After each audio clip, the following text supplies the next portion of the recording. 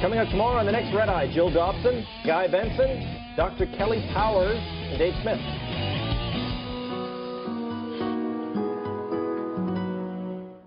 Is it a political ad or a cry for help?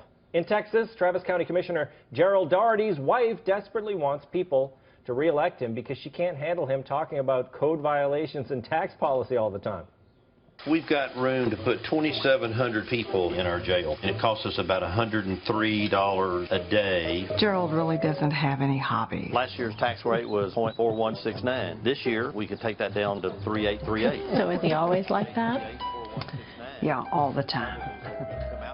Which means that the 3.838 is probably going to go somewhere between 3.838 and 41.69. Most people leave their work at the office. We got 3 light rail cars. You can put 60 people on each car. So even if you add 2 cars, you're talking about maybe 300 people that are affected. There are 1 million people in this community. I mean, that is 0.01 to the 8th power. If you round it off, it's 0. All he wants to do is fix things. So I got this 18-wheeler that's parked in this neighborhood, spewing fumes all over the place, but quite frankly, it's not a code violation.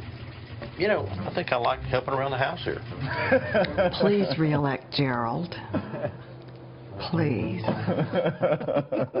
Gerald added, Dad lets me drive the car slowly in the driveway.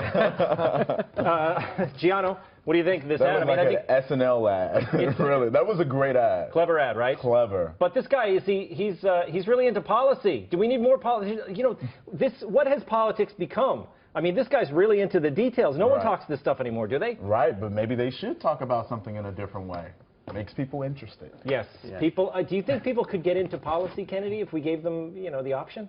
If people love to nerd out on policy, then that's where they should be, not people who are on the take and creating foundations as some sort of international pay-for-play scheme. I'd rather see people like Gerald. You know what I like about Gerald?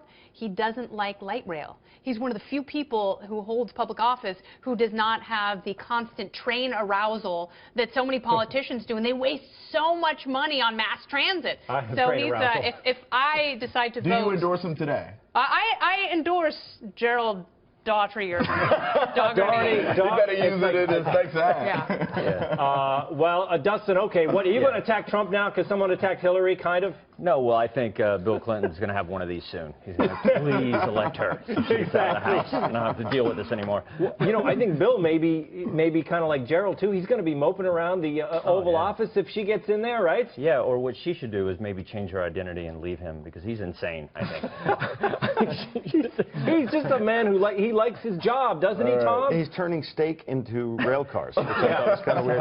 And I wanted to see Uma Abedin's commercial about Anthony Weiner that way. Wouldn't that be fun? A little dirty one on the way out? Yeah, get him out of the house. He's sexting with everyone, right? Carlos Danger, whatever his name was. Yeah, this guy's away. By the way, his house is unbelievable. So I think he's on the take. He's a politician on the take. Did you see that house? He looks like a retired guy who finally found some fulfillment in a political job. But yeah, I mean, he's working. He likes his job. But it's interesting, Tom, that you say that. It's such a New Yorker kind of thing to do. People who live in New York look at these commercials and like, how do people? They live in these huge houses. Yeah. What is all the space? He's got a deck. That was a nice dryer they were putting the clothes in. So true. Very.